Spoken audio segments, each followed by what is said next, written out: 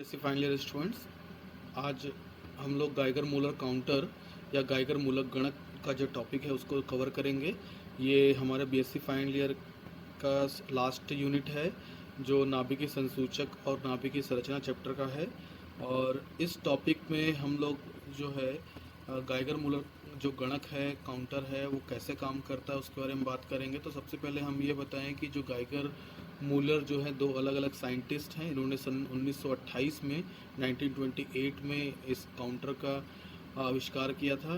ये एक डिटेक्टर है जिससे हम लोग जो चार्ज पार्टिकल हैं वो उसका अध्ययन करते हैं।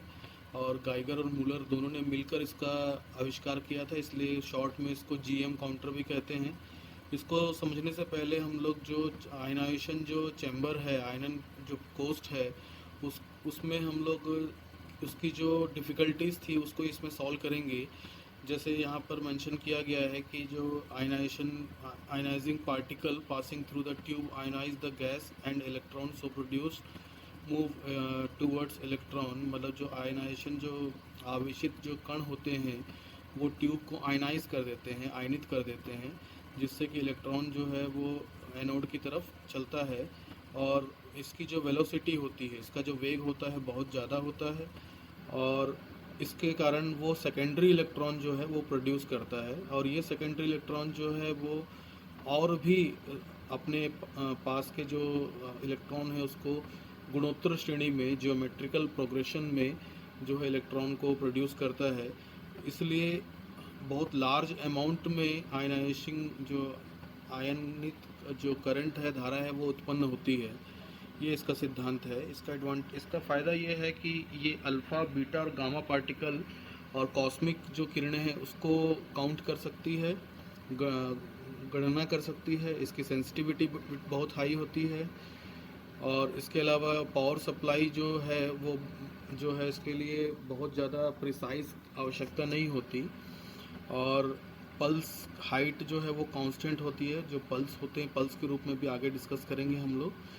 और आउटपुट पल्स जो है वो बहुत हाई होती है, इसलिए एम्प्लीफिकेशन जो है, प्रवर्धन जो है, वो हमको रिक्वायरमेंट होती है इसके लिए। तो ये इसके फ़ायदे हैं। ये इसका जो है पूरा एक सेटअप है जिसमें आप देख सकते हो कि एनोड और कैथोड के बीच में जो सप्लाई है वो लगाई गई है। और इसके साथ जो आयनाइजिंग जो रेडिएशन है, जो पाथ है, उसमें आयनाइजिंग जो एवलांश, अपन को यहाँ पर बात कर रहे हैं अपन एवलांश के बारे में। यहाँ पर जो रेडिएशन है, आयनाइजिंग जो रेडिएशन है वो यहाँ पर मिलेगा हमको। और ये मेटल का ट्यूब होता है। और ये विंडो जो है, खिड़की जो है, माइका का होता है। यहाँ एनोड में जो वोल्टेज है 500 वोल्ट जो है डीसी यहाँ अप्लाई किया गया है। तो यहाँ पर एनोड और कैथोड का जो पार्ट है उसके बारे में हम लोग और डिस्कस करेंगे कि किस तरीके से इसमें पार्ट होता है। ये डायग्राम पहले अच्छे से क्लियर करेंगे हम लोग। यहाँ पर ये ग्राउंड किया गया है और यहाँ पार्टिकल का जो पाथ है, ये डायग्राम को थोड़ा अच्छे से नोट कर लें। इसके बारे में हम लोग बात करेंगे कि जैसे जैसे हम लोग इसमें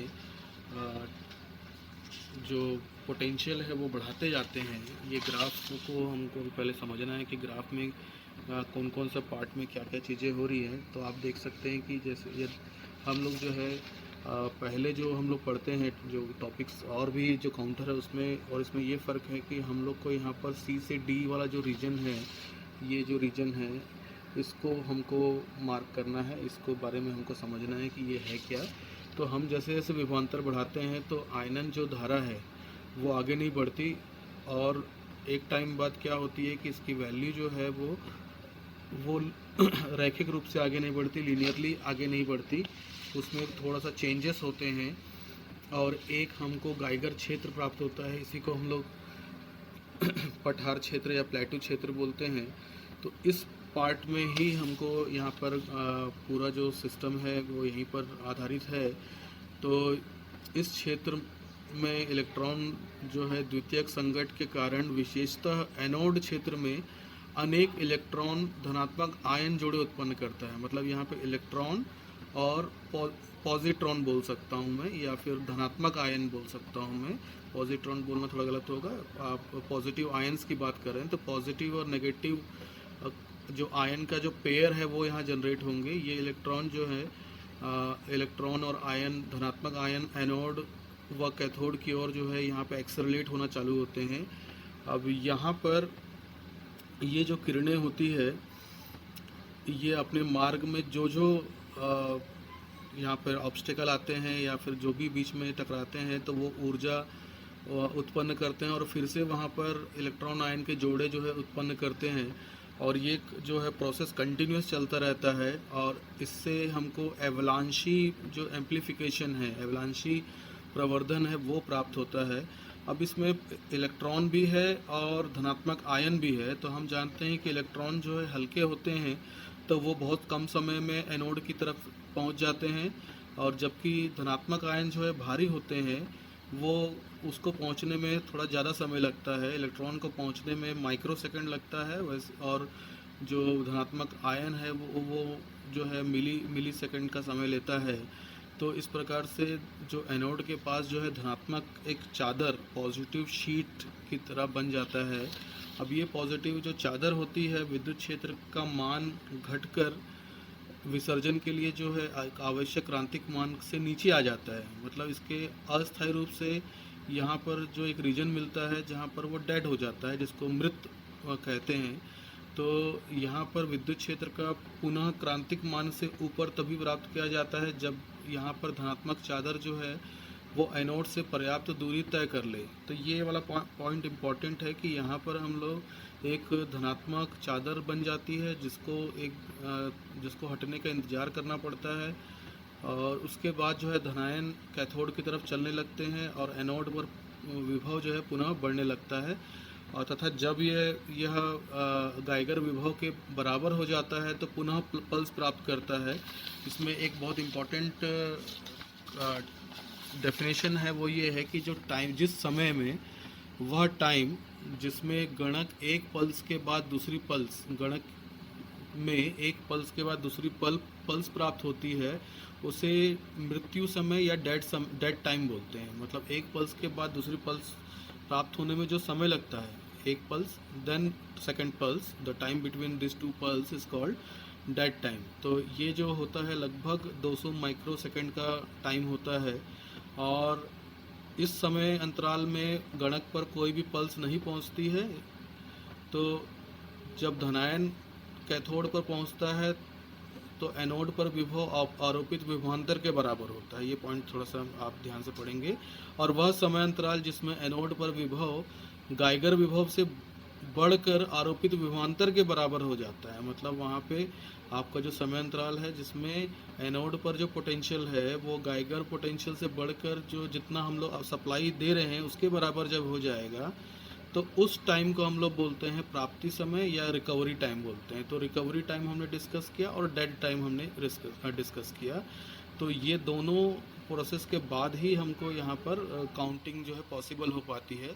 इसमें एक क्वेंचिंग का प्रोसेस होता है जिसको द्रुत शीतलन कहते हैं, जिसमें क्रमिक जो एवलांशी और प्रवर्धनों के फलस्वरूप गणक द्वारा तेजी से आने वाली पंप की गिनती करना संभव नहीं होता है। तो इसके लिए हम क्या करते हैं, क्रमिक एवलांशी जो प्रवर्धन है, लगातार जो एवलांशी प्रवर्धन है उसको रोकने के लिए हम क्या करते हैं, द्रुत शीतलन या इसी को क्वेंचिंग कहते हैं। क्वेंचिंग जैसे एक प्रोसेस है, जैसे मान लीजिए आपने लोहे को बहुत ज़्यादा गर्म करके अचानक में उसको पानी में डाल दिया, तो इसको क्वेंचिंग कहेंगे।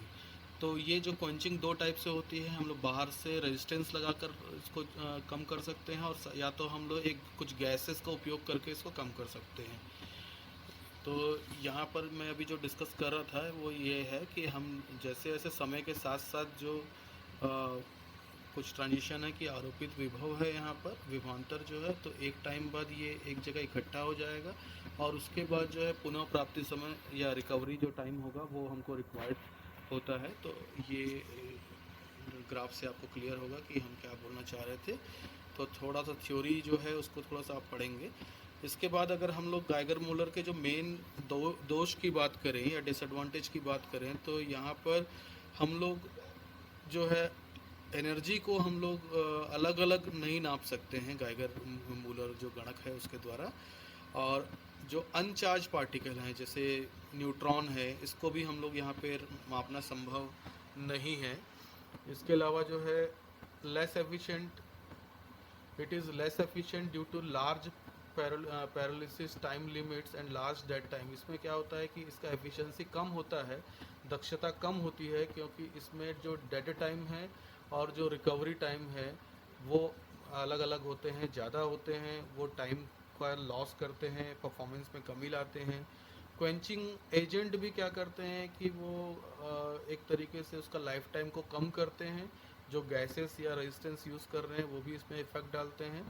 तो इसका मतलब ये है कि जैसे यहाँ पे लिखा हुआ last line, the GM counter is one which primarily use due to its advantages, although it is not free from disadvantage, still its uses make it preferably over the other counter. लेकिन ये कहने का मतलब ये है कि इसमें बहुत सारे एडवांटेजेस भी हैं और कुछ डिसएडवांटेजेस भी हैं, लेकिन फिर भी इसका उपयोग जो है बहुत सारे काउंटर से ज़्यादा है, इस कारण ये एक इम्पॉर्टेंट कैटेगरी में आता है।